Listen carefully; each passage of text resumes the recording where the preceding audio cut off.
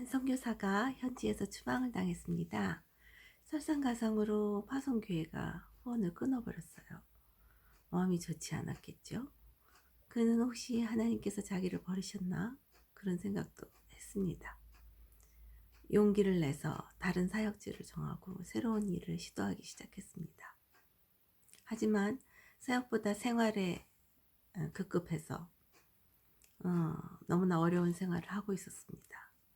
어느 날 한 목사님이 이 성사를 불러서 카드 하나를 주신 거예요. 한 달에 한 달 동안 마음껏 가스를 넣을 수 있는 그런 카드였습니다. 이분이 운전을 하면서 얼마나 마음이 뭉클했을까요? 너무나도 행복했습니다. 아, 나는 사랑받는 사람이구나. 하나님이 나를 버리지 않으셨구나. 운전을 하면서 막 몸을 흔들며 춤을 췄습니다. 그리고 마음에서 솟아나는 노래를 불렀습니다. 주님이 인자하심이 영원하십니다. 아마도 오늘 읽은 시편 136편의 기자가 했던 노래를 불렀을 것입니다. 시편의 찬양이 그 선교사에게 공감이 되고 또 고백이 된 순간이었습니다. 전도사님들은 어떠신가요? 그런 경험을 하신 적이 많으시겠죠? 우리는 해결할 수 없는 문제를 가지고 간절히 하나님을 바라보게 됩니다. 그 바람이 응답으로 이어졌을 때, 성령께서 임하셔서 그것을 깨닫게 되었을 때, 우리는 이 시편 기자와 동일하게 하나님의 인자하심을 찬양하게 되는 것이죠. 저는 시편 136편을 크게 4가지 감사와 찬양으로 구분해 보았습니다. 처음 1절부터 4절에서는 하나님의 선하심을 감사라고 했습니다. 선하시고 모든 신에 뛰어나시며 홀로 큰 기사를 행하시는 하나님께 감사하라. 그리고 그 인자하심이 영원하시다고 합니다. 선하다는 것은 좋은 것, 착한 것, 그런 뜻이겠죠. 우리에게 생명과 영원한 것을 주시고 변치 않은 사랑을 주시는 하나님은 참 좋으신 하나님이십니다. 제가 어느 날 국가안전국 사람으로부터 전화를 받았어요. 지금 당장 여권 가지고 와라고 그랬어요. 그래서 제가 택시를 타고 국가안전국까지 가는 동안에 얼마나 떨었는지 모릅니다. 아주 큰 방에 큰 긴 책상에 그 사람하고 저하고 둘이 딱 앉아서 그 사람이 저의 여권을 뺐고 저는 범죄인이 되어서 그 방 안에 둘이 앉아 있었습니다. 그런데 참 신기하게 가는 내내 제가 그렇게 막 손이 막 얼음처럼 차가울 정도로 그렇게 제가 떨고 있었는데 그 사람을 만나는 그 순간부터 하나님께서 저에게 힘을 불어넣어 주셨습니다. 전혀 떨리지 않았고, 그리고 저는 웃으면서 그 사람한테 이렇게 유머도 섞어가면서 그렇게 말을 하고 있었습니다.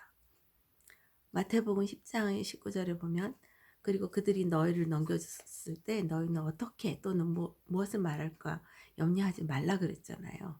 왜냐하면 그가 그 시간에 너희에게 무엇을 말할 것에 대해서 주실 것이기 때문입니다. 그리고 그 말하고 있는 것은 내가 아니고 내 안에 계신 성령님이시기 때문에 그것이 가능한 것이었습니다. 좋으신 하나님은 우리 안에 성령을 보내주시고 성령이 돕게 하시고 그러므로 인해서 이 세상에서도 악한 자들로부터 벗어날 수 있게 해주시는 그런 아주 좋으신 분이십니다.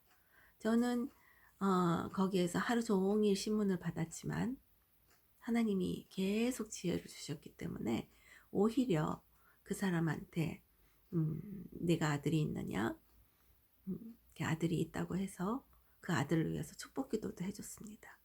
그리고 나중에는 그 사람이 저한테 누나라고 그렇게 부르기 시작했어요. 그래서 그 어떤 국가 정책에 의해서 그렇게 만났지만 그러나 좋은 관계를 가질 수가 있었습니다. 그리고 어, 좀 시간이 지났을 때에는 제가 그런 말도 했어요. 너희 아들이 축복받기를 원한다면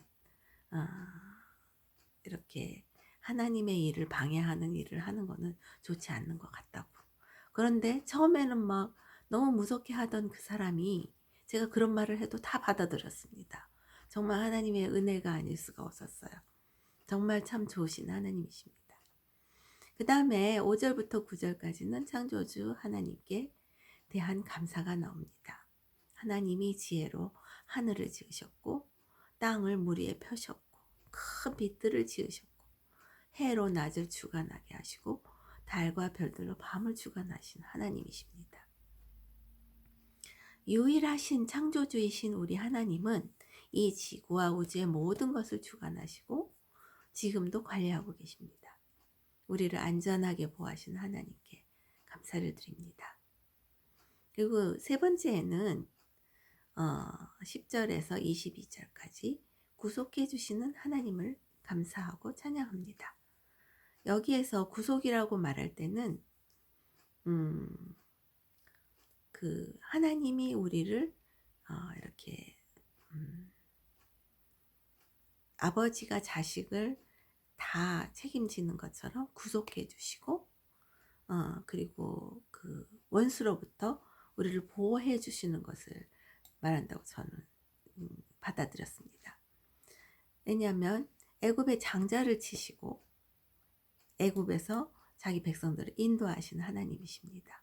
그리고 홍해를 갈라주셨고 그 가운데로 통과하게 해주셨고 또 바로와 그 군대를 엎어뜨려 버리셨습니다. 그리고 대적들을 하나라 하나하나 다 쳐주신 하나님이십니다. 그리고 이 가나안 땅을 기업으로 주신 하나님이십니다. 그렇기 때문에 지금도 우리 하나님께서는 우리를 그렇게 구속하여 주십니다. 우리를 죽을 목숨인데 영생의 생명으로 구원해 주실 뿐만 아니라 그 구속 위에 또 다른 은혜를 더 부어주신다는 것입니다. 요한복음에 보면 은혜 위에 은혜라 그랬습니다. 그래서 은혜가 왜 두 개일까? 왜냐하면 우리가 이미 구속을 받은 은혜가 있습니다. 그렇지만 우리는 이 땅에 살면서 늘 문제 가운데 있어요. 질병이 있고 고통이 있고 가정 불화도 있고 이혼의 위기가 있을 수 있고 인간관계 속에서 스트레스도 있고 온갖 그 문제들로 둘러싸여 있습니다. 그런데 그런 것들로부터 우리 하나님께서 우리를 구속해 주신다는 것이죠. 그래서 그 선하심이 끝이 없고 다함이 없이 은혜 위에다가 또 은혜를 베풀어 주시는 겁니다. 우리가 구속의 은혜를 받았지만 그 위에 또 문제들로부터 벗어날 수 있는 그런 은혜를 주신다는 것입니다. 중국에서 제 아들이 중학교에 다닐 때 중국 애들이 한 10여 명이 빙 둘러싸가지고 얘를 밟아버렸어요. 이유 없이 얻어맞은 것까지는 그래도 참을만 했다고 합니다. 그런데 가장 친한 4명의 친구가 있었는데 도원 결의를 했어요. 우리는 평생 뭐 아주 그 친형제보다 더 귀한 친구로 살자 이렇게 했는데 그 아이들이 거기에 서 있었지만 선생님 앞에 갔을 때 자기들은 못 봤다고 우리 아들 편을 들어주지 않은 거예요. 그래서 우리 아들이 마음에 깊은 상처를 받았습니다. 그리고 더 이상 중국에서 살지 않겠다고 말했어요. 그 일을 계기로 아이들은 한국에서 공부를 하게 되었고 또 한국에서 자기들끼리 부모를 떠나서 살았기 때문에 외로움이라는 또 복병이 기다리고 있었던 겁니다. 그렇게 순탄하지 않은 어린 시절을 보냈지만 이제는 30대가 되어서 하나님의 은혜로 중국말도 할 수 있고 영어도 할 수 있고 한국말도 할 수 있게 그렇게 해주셔서 자기 앞가림을 하게 되었습니다. 정말 하나님의 구원의 은총이 너무나 감사하고 그리고 저의 입술로 항상 찬송하게 됩니다. 네 번째로 23절에서 26절에는 일용할 양식을 주시는 하나님의 은혜를 감사하고 찬양합니다. 우리를 비천한 데서 기념하신 하나님, 우리를 대적에게서 건지신 하나님, 모든 육체에게 식물을 주시는 하나님, 그 하늘의 하나님께 감사라고 합니다. 광야에서 40년간 먹이시고 입히신 하나님께서 지금도 우리를 먹이고 입히심을 감사합니다. 우리가 중국에 들어갈 때 미화 3,000달러 들고 들어갔어요. 그랬는데 그곳에서 25년간 사역하는 동안에 조금도 부족함이 없이 하나님께서 공급해 주셨습니다. 많은 까마귀들을 만났고, 그리고 필요한 것이 있을 때마다 하나님이 다 공급해 주셨습니다. 어느 날 저 둘째 아들이 저에게 질문을 합니다. 엄마, 처음에 내가 기도했을 때는 하나님 응답을 잘 해주셨는데 내가 크고 나니까 왜 나한테 기도 응답을 안 해주세요? 이렇게 말했습니다. 그래서 제가 대답을 했어요. 아, 그거는 내가 이제 좀 자랐기 때문이야. 네가 맨날 지금 이렇게 컸는데 엄마 우유 주세요, 엄마 우유 주세요. 그러면 엄마가 우유를 주겠니? 그것은 네가 자랐기 때문이고, 그리고 이제 네가 할 일도 있고, 그리고 정말 필요한 것은 하나님이 주시니까 끝까지 낙심하지 말고 기도하렴, 이렇게 말했습니다. 시편 136편은 하나님께 감사하라, 그 인자심이 영원하미로다. 이 후렴교가 매 구절마다 첨가되어 있어요. 시편 기자가 하나님의 백성들에게 하나님께 감사하라고 그렇게 계속 강조하고 있는 것입니다. 시편 기자가 노래한 하나님은 극악한 환경 중에서도 그를 외면하지 않고 버리지 않으신 하나님께 대한 간증입니다. 저 또한 중국에서 25년, 지금까지 하면 30년간 사역을 했는데요. 그동안에 하나님께서 어떤 환경에서도 외면하지 않으셨고, 그리고 항상 도와주셨던 것을 간증할 수 있습니다. 어떤 때는 환경이 너무나 어려워서 하나님이 혹시 나를 버리셨나? 그 선교사님처럼 그런 생각을 할 때도 있습니다. 하나님이 나를 외면하셨나? 얼굴을 돌려버리셨나? 하나님의 낯을 언제 볼 수 있을까? 이런 아주 힘든 시간이 있습니다. 그런 어려운 환경 중에서 극적으로 구원함을 받았다면 우리 역시 이 시편 기자처럼 하나님을 찬양하라, 그 인자심이 영원하미로다, 이렇게 감사할 수밖에 없을 겁니다. 하나님의 인자하심이 영원하도다. 하나님께 감사하라. 우리 전도사님들도 이 찬양이 입에서 떠나지 않으시기를 바랍니다.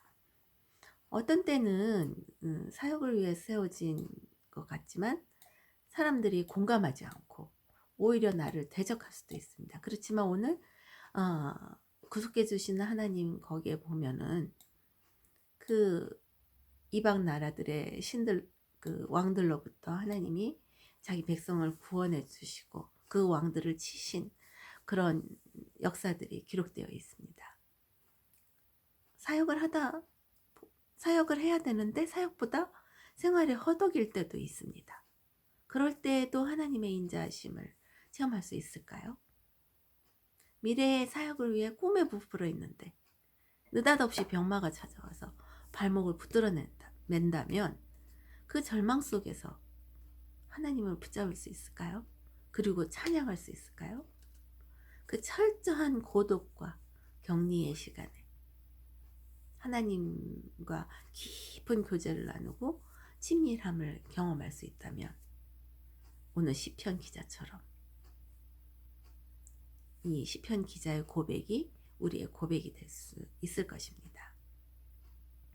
이 시편 136편의 고백은 믿는 사람이든 믿지 않는 사람이든 사역자이든 아니든 깊은 병마에 힘들어하고 있을 때, 고독할 때, 실패의 좌절감을 느낄 때, 나를 대적하는 사람들로부터 끊임없이 공격을 받을 때, 그런 극복하기 어려운 그런 상황 속에 있을 때, 그럴 때에도 나는 하나님 때문에 항상 기뻐하고 감사하겠다는 신앙의 고백입니다. 이 시편 기자가 닥쳤던 어려운 문제는 제가 중국에서 사역했던 그 형제 자매들에게서도 육체적인 질병이나 뭐 이상 심리나 가정 불화, 질병, 뭐 이런 직장에서 인간관계, 뭐 이런 여러 가지 모양으로 드러났습니다. 그런 복잡한 상황과 스트레스 속에서 우울증을 앓고 있는 많은 교회 안의 형제 자매들을 보았습니다. 암에 걸려서 움직이지 못하면서도 제자훈련에 나와서 엎드려 있었던 자매들도 있었습니다.